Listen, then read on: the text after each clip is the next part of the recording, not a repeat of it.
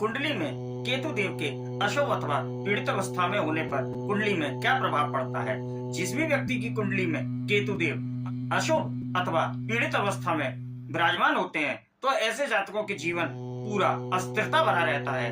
कुंडली के जिस भाव में केतु देव पीड़ित अथवा अशुभ अवस्था में विराजमान होते हैं उस भाव से जीवन भर अस्थिरता का सामना उस व्यक्ति को करना पड़ता है।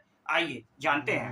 यदि लग्न भाव में केतु पीड़ित अथवा अशुभ अवस्था में बैठ जाते हैं, विराजमान होते हैं, तो ऐसे जातकों की मानसिक स्थिति अस्थिरता बनी रहती है। हर समय उनको बेवजह की चिंताएं परेशान करते रहती हैं।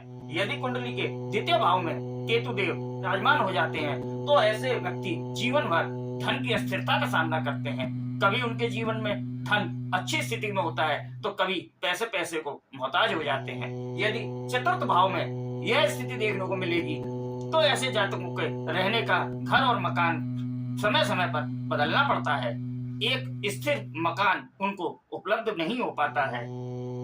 यदि कुंडली के सप्तम अथवा दसम भाव में केतु देव अशुभ अथवा पीड़ित अवस्था में विराजमान हो जाते हैं तो ऐसे व्यक्तियों के जीवन में नौकरी और व्यापार में अस्थिरता बनी रहती है। जातक के वैवाहिक जीवन में भी अशुभ फल देखने को मिलते हैं। यदि कुंडली के एकादश भाव में केतु देव इस अवस्था में विराजमान हो जाते हैं तो उस व्यक्ति के जीवन में इनकम की कोई स्थिरता नहीं होगी। तो ऐसे व्यक्तियों के जीवन में इनकम के कोई स्थिर स्रोत नहीं होता है।